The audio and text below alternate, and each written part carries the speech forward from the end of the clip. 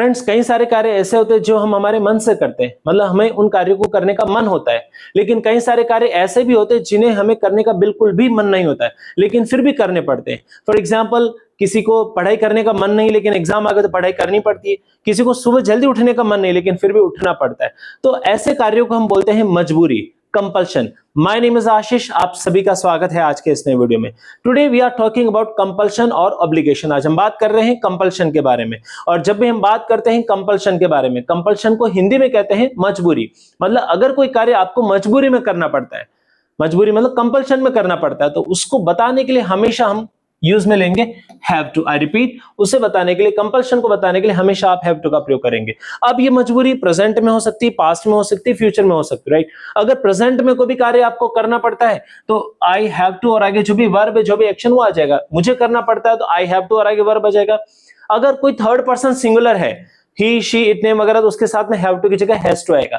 पिछले लेसन्स में मैंने बताया था, जब भी हम थर्ड पर्सन सिंगुलर के बारे में बात करते हैं, प्रेजेंट की कोई भी बात हो, एस या एस किसी न किसी रूप में आएगा, तो हैव टू की जगह वहां हैज टू का प्रयोग करेंगे। लेकिन अगर बीते समय में कोई कार्य करना पड़ा था तो हैव टू और हैज टू की सेकंड फॉर्म क्या होती है? Had to. मतलब बीते समय के बारे में बात करेंगे, पास्ट के बारे में बात करेंगे, वर्ब की सेकंड फॉर्म आएगी, तो यहाँ हैव टू की जगह हैड टू आ जाएगा। और हैड टू आ चुका तो वापस आगे सेकंड फॉर्म लगाने की आवश्यकता नहीं है।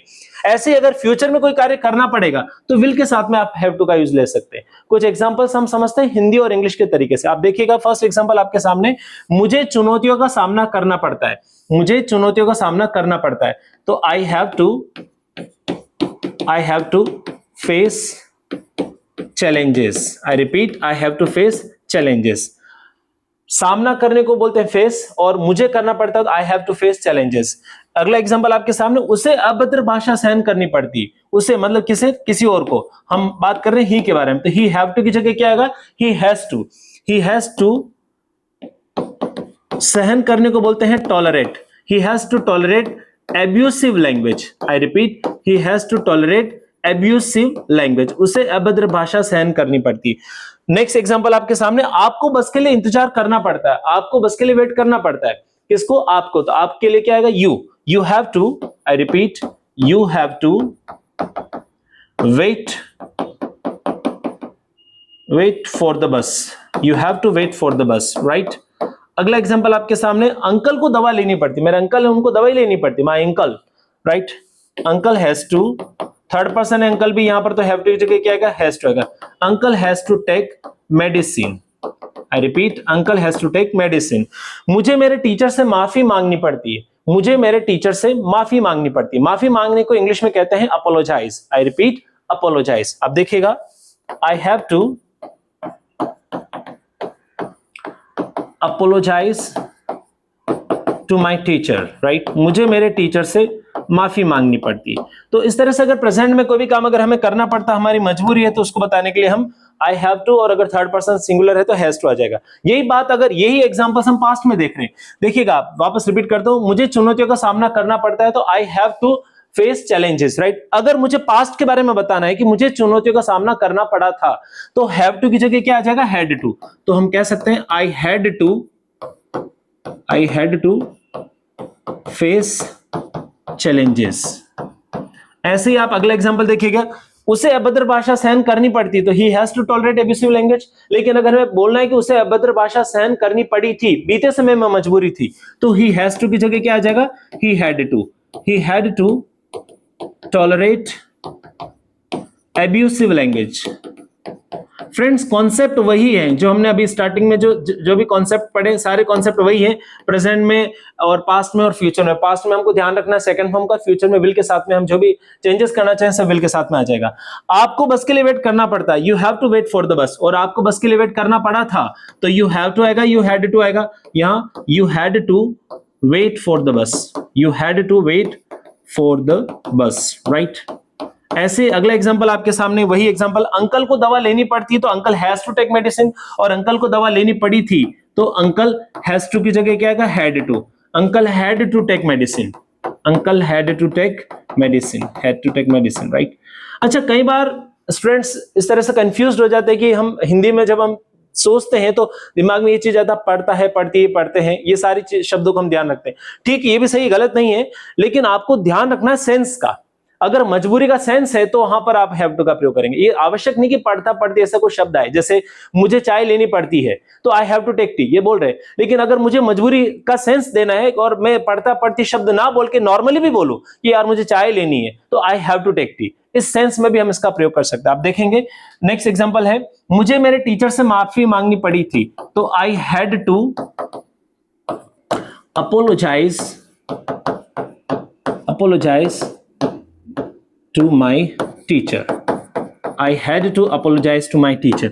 ऐसे अगर हम बात करेंगे फ्यूचर के बारे में, अगर हम बात करेंगे फ्यूचर के बारे में, तो विल का प्रयोग करेंगे, हैव टू तो आएगा लेकिन विल के साथ में आएगा। आई रिपीट, मैं फिर से रिपीट कर रहा हूं, मुझे चुनौतियों का सामना करना पड़ता, I have to face challenges, मुझे चुनौतियों का सामना करना पड़ा था, I had to face challenges, और मुझे चुनौतियों का सामना करना पड़ेगा फ्यूचर, तो आई विल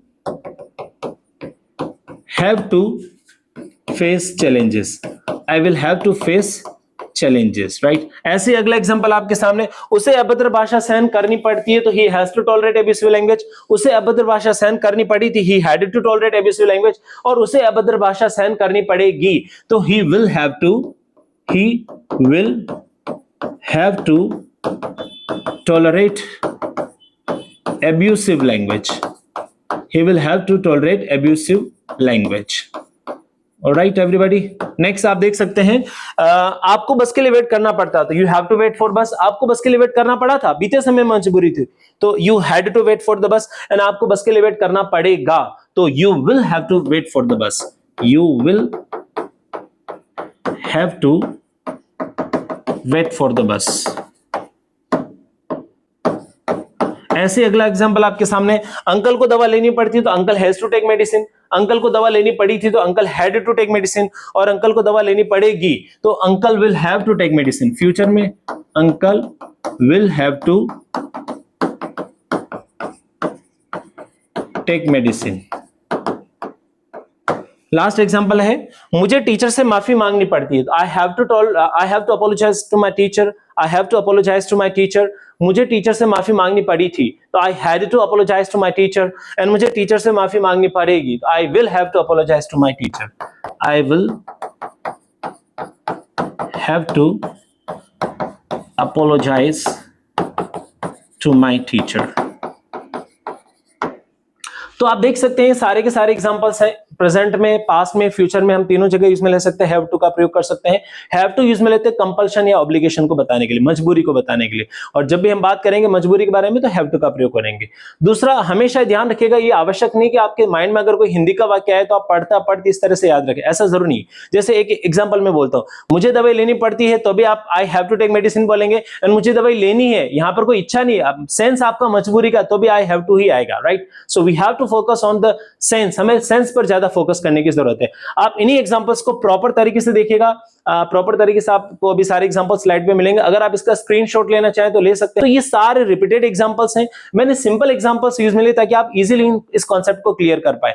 अगर आप इसका स्क्रीनशॉट लेना चाहें तो एक बार आप इसका स्क्रीनशॉट ले सकते हैं ताकि आपको समझने के लिए इजी रहेगा, राइट? तो आई होप कि आपने स्क्रीनशॉट ले लिया होगा इसका। इस तरह के और भी आप आसपास जो भी काम करना पड़ता है, कई सारे कार्य ऐसे होते हैं जिन्हें में करने की इच्छा नहीं तो उसको मजबूरी कहते हैं, और मजबूरी में कोई काम करना पड़ता है, हैव टू का प्रयोग करेंगे। तो आपके आसपास में भी अगर किसी को कोई कार्य करना पड़ता है, आपको कोई कार्य मजबूरी में करना पड़ता है तो हैव टू का प्रयोग कर सकते हैं। करना पड़ा था तो हैड टू का प्रयोग करेंगे, और करना पड़ेगा फ्यूचर में मजबूरी है तो विल के साथ में हैव टू का प्रयोग करेंगे। आई होप कि ये टॉपिक आपको समझ में आया होगा। अगर आपको ये टॉपिक अच्छा लगा तो आप सभी के साथ शेयर जरूर करें। थैंक यू सो मच, मिलते हैं नेक्स्ट लेसन में। Thank you very much.